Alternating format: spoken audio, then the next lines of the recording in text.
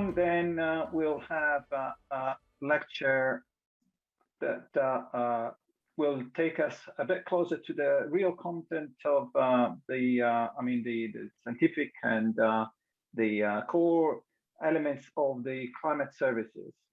So I'd like to give this introduction to climate services, and I'm going to share my screen.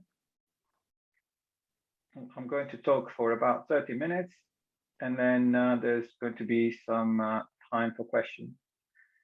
Okay, so I'm going to stop the other sharing and take over the screen with this presentation. So we're ready to go. We're going to talk about the seasonal forecast climate services for the energy and water sector.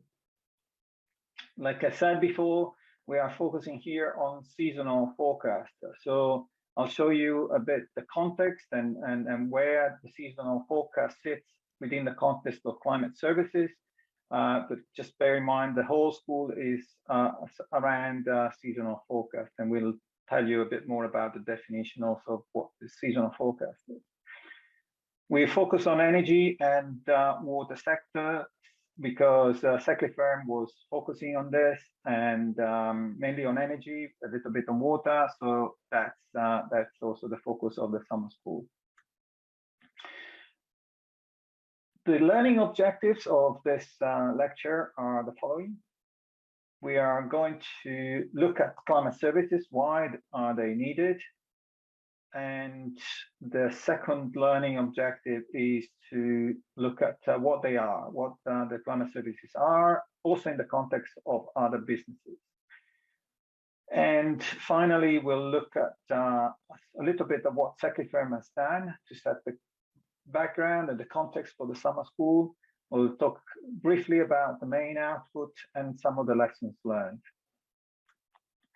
So to step back and put the seasonal forecast, like I was saying, in the context of a slightly bigger picture, we can say that the energy and meteorology are inseparable in the sense that if you take any kind of time scale from the past to the future, you can always find something that relates what happens outside in the environment, in the weather and climate, and what happens in the energy space.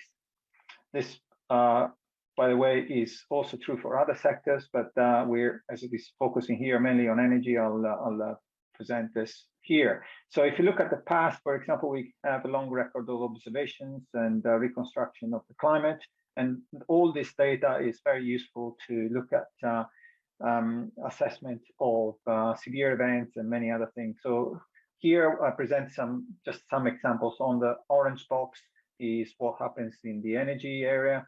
On the blue one is on the weather and climate, or together is called meteorology. So looking at the future in terms of predictions, when we have short time frames from seconds to minutes, we have, for example, passing clouds and thunderstorms, and this affects obviously clearly the solar power generations. And if we have clouds, that there's a big drop in clouds, and we need to worry about that because we need to balance the grid, for example. At the longer time frames, we have hurricanes, and this could disrupt oil rig operations. Again, these are just examples. There are many more events and links with energy that I'm not mentioning. On moving to months and seasons, then we have phenomena like El Nino, and this can lead to changes in demand patterns. Long-term changes are moving to decades and renewable energy resources. So I put now these red boxes around the areas which are the focus of the summer school. So like I said, we are focusing on seasonal forecast, which is the box on the right. And I've taken it a bit broader. So normally seasonal forecast is defined as the outlook from 1 month to 6-7 months ahead. in the project, we looked at also a few weeks ahead, so it's a slightly broad definition of seasonal forecast. So that's just mentioning this because you will see some shorter time frames mentioned during the school, but technically seasonal forecast is from 1 month to 6-7 months ahead, roughly speaking. So that's the kind of time frame that seasonal forecast looks at. And we're also always looking at the past, because the past is important to learn about the future, as in the real world, but also in the climate. And so we use a lot reanalysis products, for example. Observations are a little bit more tricky. They're obviously more important and accurate than reanalysis, but for practical reasons, we normally look at reanalysis, as you will see during the course. If we now take this time steps a bit, or time scales a bit closer to the operations and what happens in the real world for energy, we see that weather forecasts from hours and days ahead are used for operational purposes in energy, and monthly forecasts, weeks ahead, maintenance, seasonal forecasts, months ahead for management of resources, and climate projections for investment and planning. And again, we are here looking at seasonal forecast and a little bit of the area of monthly, weeks ahead, like I said. So it's a little bit broader than seasonal forecast. Why do we need to have the climate services? Some of the motivation was given by Alessia with the flooding, the recent flooding. There are many more examples. One, to take a broader picture in what's happening in the energy area, is this growth that is been continuing for the last 10 years or so in renewable energy, particularly solar power, wind power, and a little bit on hydropower. So this is report from REN 21, which updates every year what's happening in the renewable energy, and you find very interesting facts in the report they produce. And looking a bit broader, there are also big plans for electricity grid. This is a grand plan put forward by the organization called GEICO for a global electricity interconnection. So you can think that if we are to reach such a scenario or reality where we have all these interconnections, will require a lot of input from weather and climate to manage the grid and all the other operations that are happening around this grid. So this, again, it's one of the examples, because it's not just about electricity, it's not just about renewable energy. And when we talk about energy, it's also about demand, and demand is the basically the aggregator of all we do, because we need to meet demand at the moment. You know, as you know, there's not only renewable energy. In fact, there is a large proportion is still fossil fuel, unfortunately, for the generation, and we need all the generation to meet the demand. And it so happens that, for example, in July 2015, there was a big spike in temperature, a big heat wave in Southern Europe, and that led to a big increase, a sudden increase in electricity prices. So this is actually one of the main motivations why SECLI-FIRM started, because there's some users, a user in particular, who want to learn about this event and whether there's ways to try to mitigate this events and try to reduce the impact of such spikes in electricity price. Obviously, you won't be able to avoid them, but you need to, you can try to mitigate the effect. Okay, now moving to the what the climate services are, you'll find many definitions around, and generally speaking, climate services rely on the production and delivery of relevant, credible, and of course valuable climate information. So there are a number of definitions around this terms in literature, and many also definitions to define the climate services, which in a way reflects the maturity or immaturity of the field. So it's still growing, and so it's not the definition probably going to change still several times before we get to a kind of stable definition, if we ever reach that. For now, I'd like to give you, there are many authoritative definitions from WMO, C3S, and the EU.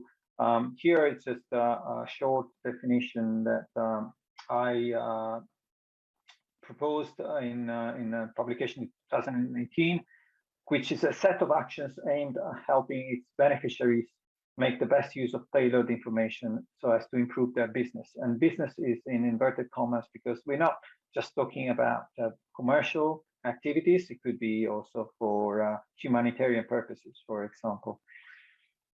In other words, climate services are meant to solve real-life problems by translating the best latest science into practical solutions. So it's therefore apparent that climate service is not unique amongst other possible services if you look at the definition.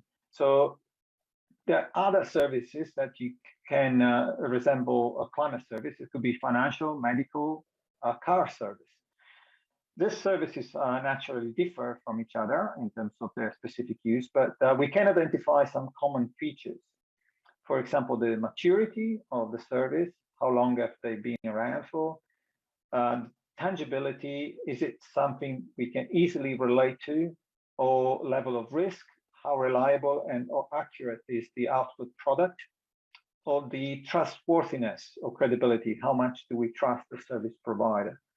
So all these features or characteristics are relatable to all the services I mentioned, and I put forward this table in the same publication I mentioned, where I looked at the levels of maturity, tangibility, and so on for each one of them, and I put a high, H for high, N for medium, and L for low against each one of them. And I also put the color just to indicate that people feel more comfortable when it's green, because perhaps the service is more mature, like a medical service is mature, people feel more comfortable about it. On the other hand, with climate service being pretty new, having quite a lot of uncertainty about them, they are viewed as more risky in a sense, and the people are more cautious about using them. And this was written in 2018, and I hope that we could think of that with the work that's been done with several projects on climate services. Now this color could be a bit milder, so the red maybe is closer to orange, hopefully. I'll let other people judge this. But that's what we've been battling against in a sense, because we started with products that have and still have limited accuracy in some parts of the world, and yet we are trying to make the best use of them for addressing real problems from users, and particularly in the industry in our case.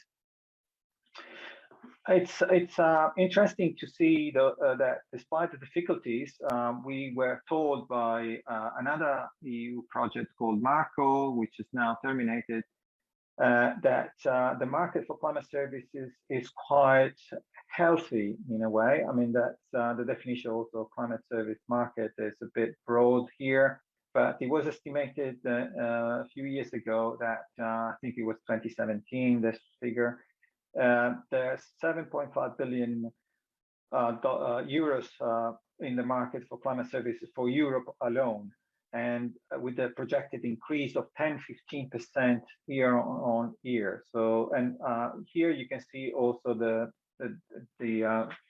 subdivision in terms of countries in Europe and which country has the largest market. This again was a few years ago, so maybe things have slightly changed.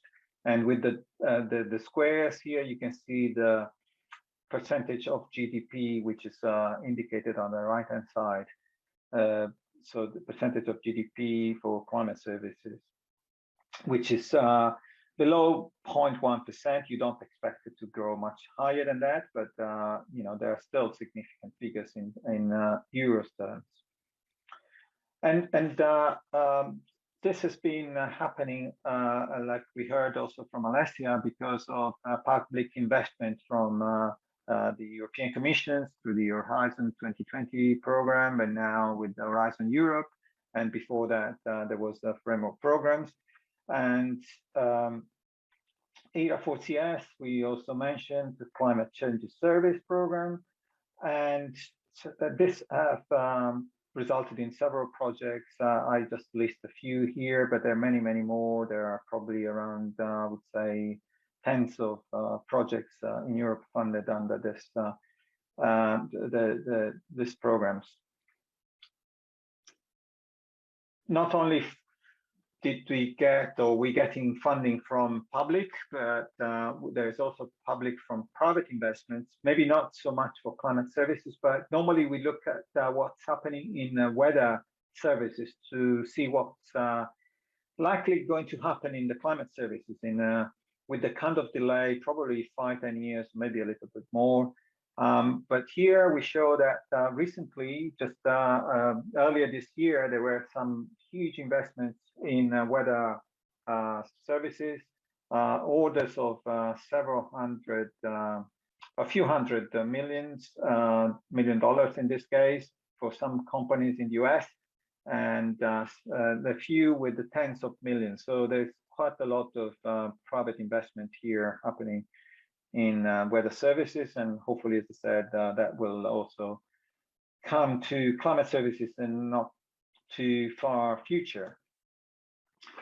Okay, now we move to a bit the background and what happened with results from the SECLI-FIRM.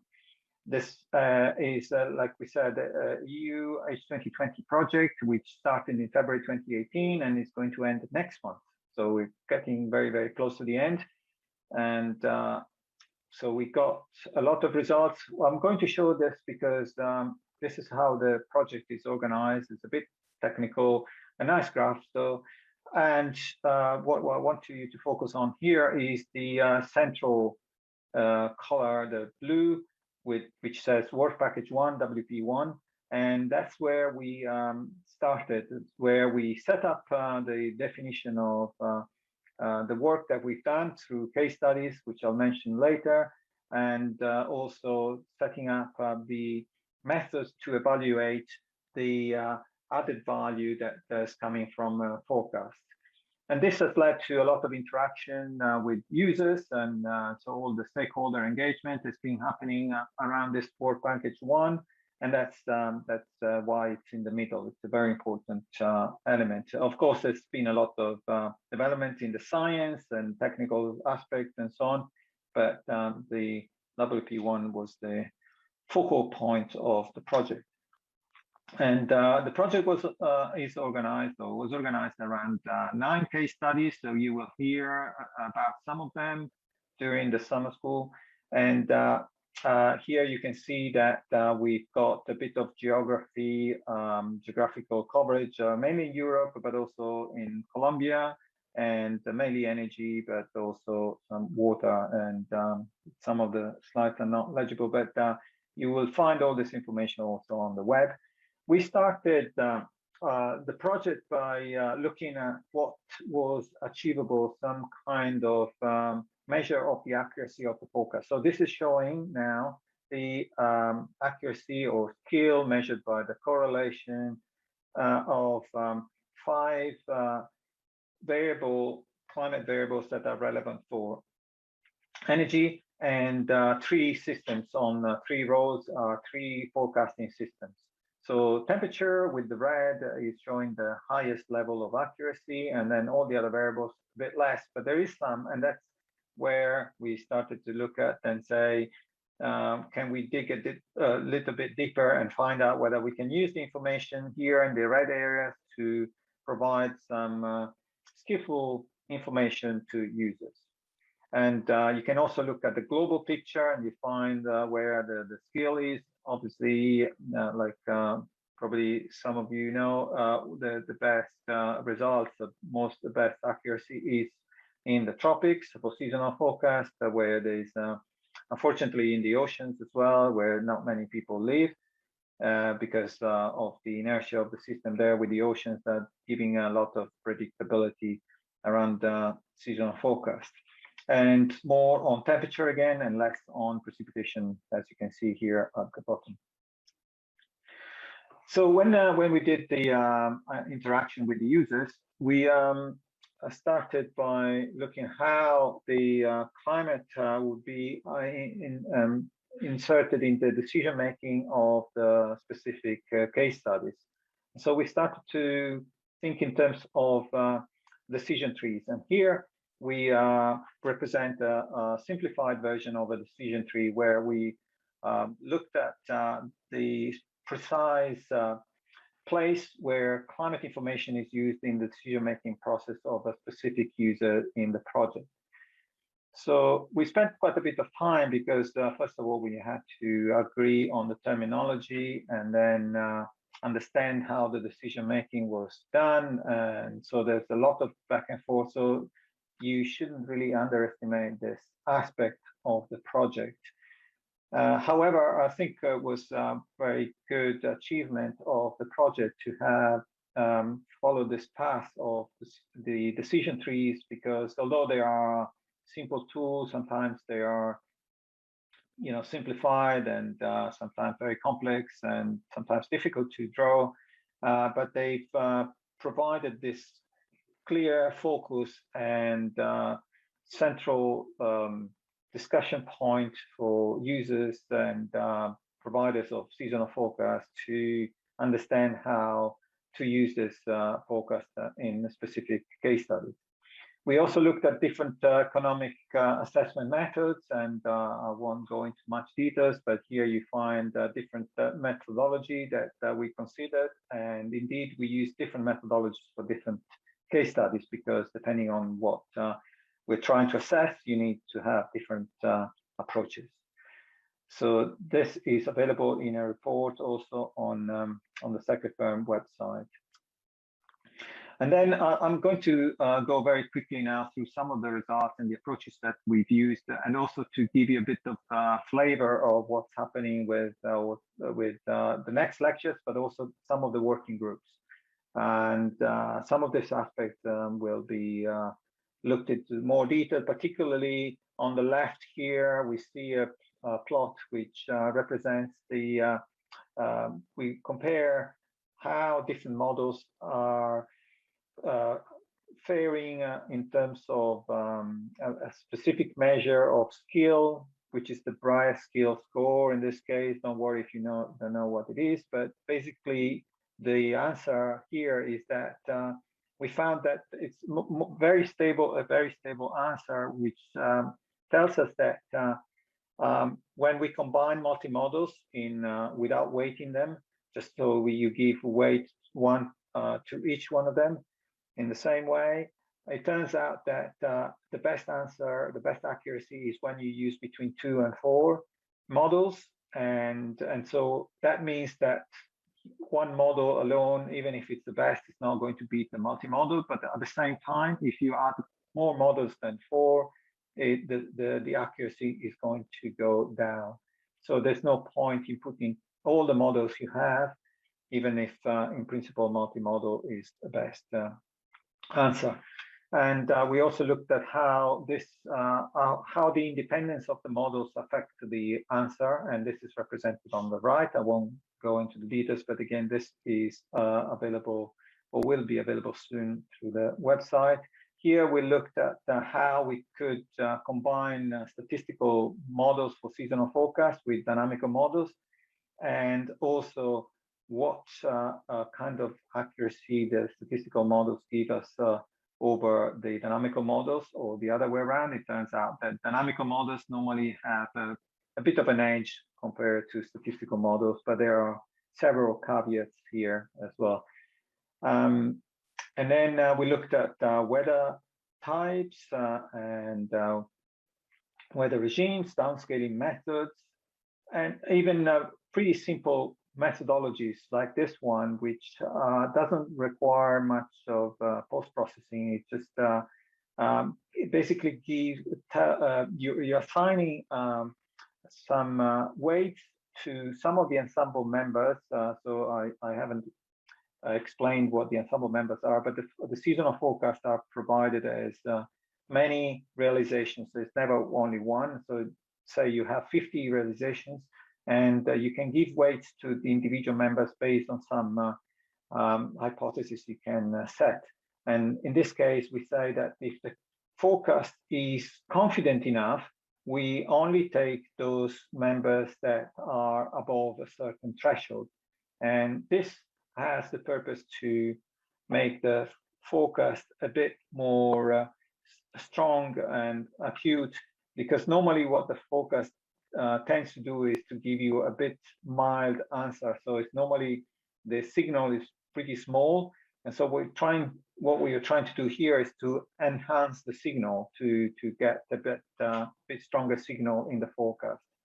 And this was applied to a specific case study here. Case study 1 is called, which relates actually to the heat wave I mentioned at the beginning. You recognize the figure here, and it turns out that there is a little bit of improvement in the actual results, which is the pricing of electricity when you include the seasonal forecast compared to not using it and using instead just the climatological value of temperature, for example. So another important component of the project was to do the delivery of climate services, and this was done through the different methodologies. So each case study applied the different methodologies to the delivery. From the one on the left, which is more kind of traditional with plotting, but in a very advanced way, in the way that the picture is portrayed. There's been a lot of discussions with users about the colors to use, how it's represented, and so on, and actually what is represented. So we'll hear about some of this also during the summer school. And on the other hand, something a bit more advanced in terms of technology, where we have a web interface which shows data, and users can look around and investigate what's happening with the climate. And again, you'll hear about this during the summer school. All these case studies are available on the website, as you can see here, and we are updating now. For the last time, we've already updated this case study flyers, which are 4 pages per case study. They've been updated twice during the project, and we're updating now for the last time and available by next month. And so you see the final results on this 4 pages for each case study. But I suggest that that for the purposes of the summer school, if you haven't done it yet, you take a look at some of them or all of them if you can. A good way to get into the summer school and the real content of it. So as a last part, I'd just like to focus on a very important element. We talked about the science, we talked about technical developments, the case studies, the reasons why we do the climate service. But ultimately, the key element, I think, was also mentioned by Leslie. The very important element in the climate services development is this, what I call co-co-co, which is co-design, co-development, and co-production. It's all done in cooperation. And what it basically means is that there needs to be a close engagement with stakeholders in order to make sure that we transfer the knowledge and instill confidence in seasonal forecast products with the users. So there's, regardless of how skillful our forecast is, particularly because seasonal forecast is not always very skillful, as you will know or you learn, we also need to interact closely with users, because there's ultimately there is useful information in seasonal forecast, and so it's a subtle thing sometimes, but it's just through this close engagement that we can reach that. So through this co-design, co-development, co-production, we have reached some very close interaction in the project. But so this co goes actually beyond the provided client or user talk. But ultimately, it really just boils down to a very simple thing. It's about communicating what's going on. So all this co-design and co-development, co-production, very, very important. Sometimes, though, they are a bit oversold, and you can think of it as basic communication in the end. So just to conclude, these are my takeaway messages. There is a strong opportunity now, given also the work done by the many climate service projects, to develop seasonal climate services to assist with the energy transition and more generally to meet the climate goals and the Green Deal and the Paris Agreement and many of the other goals, including the global electricity transmission grid that I showed earlier. Seasonal climate services are already assisting the energy and water industries to better manage resources by embedding forecasting to their decisions. So we are not starting from scratch, and that's also why we can have this summer school, because we want to share some of the lessons we've learned, and I would like you to also contribute to this sector, because it's a very exciting and growing sector. And the key to successful seasonal climate services, I put seasonal in parentheses because it's beyond seasonal, it's climate services in general, maybe all services, is to keep an ongoing communication with users via this co approach to overcome the complexity of the information and the level of accuracy of the forecast. So with that, I'd like to thank you. And maybe we have, I'll need to check the time, maybe we have time for some questions.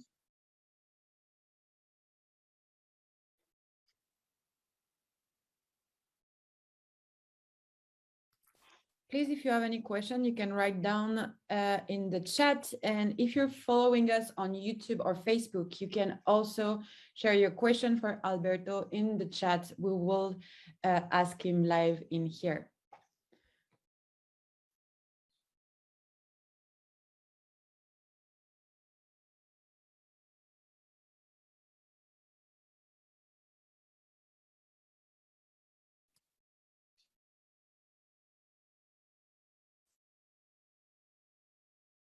For now, we have no question. In any case, if anyone wants to ask something, we can also activate your microphone. So please raise your hand and we will be activating your microphone for you to ask them live. Otherwise, we're going to take a break. Alberto, what do you think? If no questions? Yeah, absolutely. Yeah, absolutely. Let's have a break, and we'll come back when, Agatha? We're gonna come back at 13:30 UTC, which means no matter where you are, at 30 we will be back in here to see each other and go on with the other presentation. So in 25 minutes. You do have now question in the chat.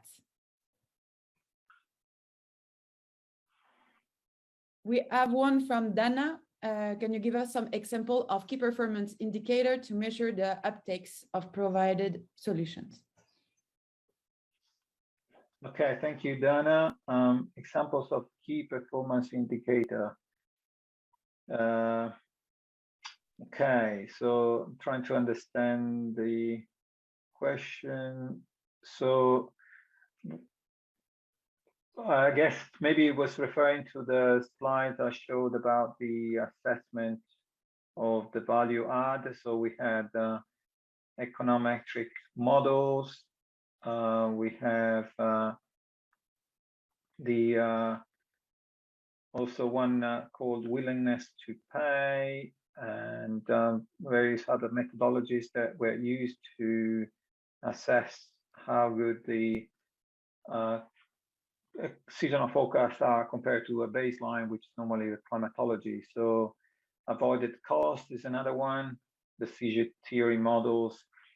These are all listed under a deliverable report, which is called D14, if you can remember. But if you go to the SECLI-FIRM website, you should be able to find it. Otherwise, please let me know and I'll point you to that. So hopefully that addressed your question, Dana. We have another one that is coming from Christine. Well, first she asks you if you can go over the plot of seasonal forecast accuracy more slowly, maybe repeat a little bit about that. And second question she asked is, does it have implication of where climate service will be most accurate? Okay, so I could go a bit more slowly, but there are so many aspects on seasonal forecast accuracy. I think we'll actually learn in some of the working groups or other lectures. And so if I touch on the second part of the question, so I don't know if there are any specific question about the accuracy that be something that I could address. In terms of, so the second part of the question, does it have implication of where climate services will be most accurate? Yes, of course, it matters. There are many variants, and that's also something that sometimes not very, it could be a bit annoying for users, because you always hear about seasonal forecast. Depending on the results depend on where you are, on the season, the variable you look at, and so on. But basically, we need to look at specific problems. That's basically the approach in the end. We cannot provide a general answer to say if you use seasonal forecast, and in Europe you always get this answer. So there's quite a lot to do in terms of science still. So it's still an evolving target, the science of seasonal forecast. But we also know that like I mentioned briefly, we have more skill, for example, in low latitudes, and places like Europe less, and US actually is more fortunate because it's closer to the center of action of El Nino, and it has a stronger effect from El Nino. So that means also that when there is a signal from the ENSO, so El Nino or La Nina, you get also something more significant in the US, not so much in Europe, but there is a little bit of focused accuracy in Europe, and that's what, like I said, for example, in the case of the European heat wave, the Southern European heat wave in 2015, the models were able to capture the heating that was coming, and of course you will hear also during summer school that you shouldn't just give too much credibility to a single forecast, but many forecasts are built from individual forecasts, and we learn from individual forecasts before we look at the whole statistics. I guess that's what also we want to do, and so it's quite encouraging that for that particular case there was a signal. It could have gone the other way, and then you know, it would have been much worse for the credibility also of seasonal forecast, the usability, and so on.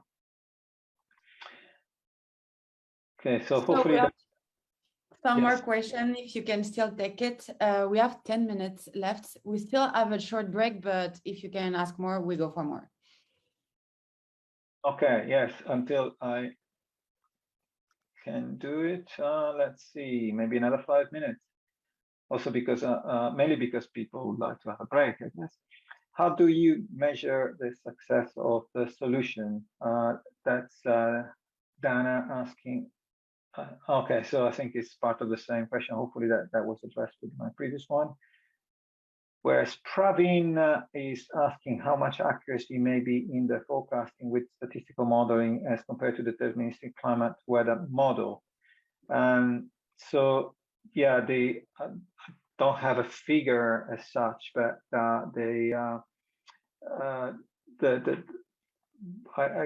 as I mentioned, when we look at the relative accuracy for Europe, most of the time there's more weight given by dynamical models than statistical models, and there's some limitations also with statistical models because of the data availability. We tend to look at longer seasons, so like 3-month seasons rather than month by month. So because the models provide it's much more rich in data, we can also look at more at individual months, for example, and that also is an advantage. When you do that, there is dynamical models become superior.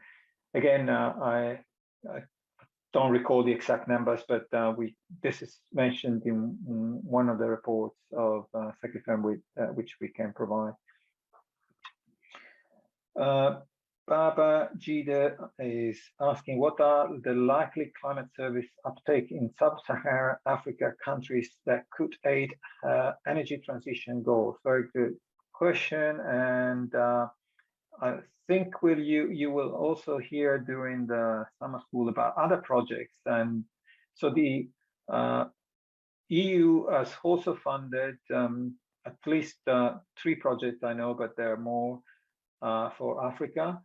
And so there are one, some of us are involved, it's called Focus Africa, and this is for Southern Africa. There is one for Eastern Africa and one for Western Africa.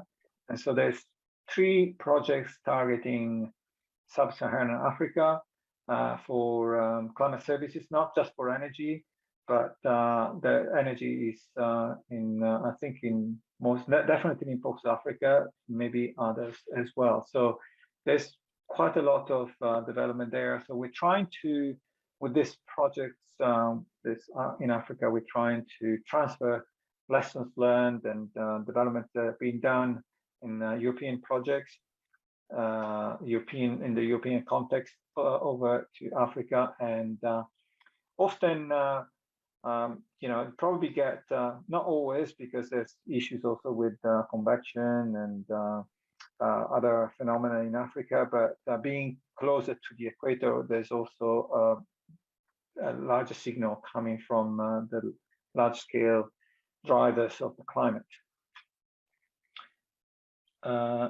Okay, thank you, Claire, for providing the link to the report I mentioned before, so the D14 with the economic assessment. So everybody is welcome there to have a read. Henry, can we download PDFs or PowerPoint of the lecture materials? Yes, all the lectures will be made available, and also the recording, I believe. Sarah is asking, what is the relationship between climate services and weather forecasts? So yeah, that's an important point in terms of differentiating between the two. So weather forecasts are much more mature. They are looking at short time frames, like in the schematic I showed before. These are forecasts that go from it could be even minutes now for applications like solar forecasting. Traditionally, it's more like from 1 day to a couple of weeks. And because this has been developed for longer, and also they provide more accurate information, they are more used and embedded in applications, commercial or otherwise, for early warning systems and so on. So there's a kind of attempt to try to bring the weather forecast and climate forecast together through the so-called seamless systems. But ultimately, it's even if you had a system that provides the forecast across the time scales, you are always basically constrained by on the weather and climate side by the phenomena that happen on those time scales, but also on the decision-making side, because you often find that the people who are dealing with operational aspects are not the same that are dealing with management aspects, or even less so with planning aspects that go look at several years or decades ahead. So in practice, even if you have a same system, a similar system, you then end up speaking with different people in actual fact. So it's useful to have that common system, but so that was mainly an aside, probably not part of the question. Okay, and everything, yeah, Agatha confirmed that everything will be available in our e-learning platform, and I think we'll be introduced to the e-learning platform called ThinkFic at some stage, where you could find all the information about the summer school. Lena is asking, wondering if citizen scientists would have a hand in data contribution. Thanks again. Yes, I mean, there is different levels of contribution in citizen science, and but definitely data is new data, new observations would always be welcome, because you know, the weather system, the environment is very complex. The more, the better. We obviously already dealing with a huge amount of information, particularly from satellite, millions of pieces of information every day. But on the ground, there's still several gaps, particularly in countries like Central Africa or tropical Africa and other countries, but not only. The main issues with all this data then is to be certain that they have value, that they are taken according to some standards. And sometimes you end up spending much more time trying to figure out whether the data is good enough to be used. So, but for people who are interested in contributing, I think there's always space. And you know, there are many people, for example, who have weather gauges in their gardens. Maybe it's not the best location for that, but there are many people that are willing to contribute to that, this citizen science. I mean, there are several other, it's not just about gathering observations, but there are other aspects that could be done through citizen science. One question from YouTube: what is the main difficulty for the COCOCO process? From Carmen. So I wouldn't say there is the difficulty. I think it's more, well, it is a difficulty, I guess, but it's more like something that is inherent and it's typical of human nature. It's just you know, finding the time to make time to discuss some things, and you need to have the urgency to speak about these things. If a climate focus is not priority for you, you know, people will never make time to discuss it, and so it's about making the understanding that the seasonal forecast in this case can help in decision making. So that's the first barrier, and then after that, like I mentioned before, is the language. There's a lot of technical, like in many fields, seasonal forecast. Even the word skill can be interpreted in many ways, and you know, from a science perspective, you assume that it's well understood, but it's not. So there's a lot about terminology, about a lot about creating the relationship, lasting relationship with people, just at the human level, and so that's why I said it's basically about the communication, because that's the essence of it in the end. And I think that's a good place to stop, also because I only have 1 minute and maybe a bit less now. And so back to you, Agatha, for the just instructions for the break. Thank you.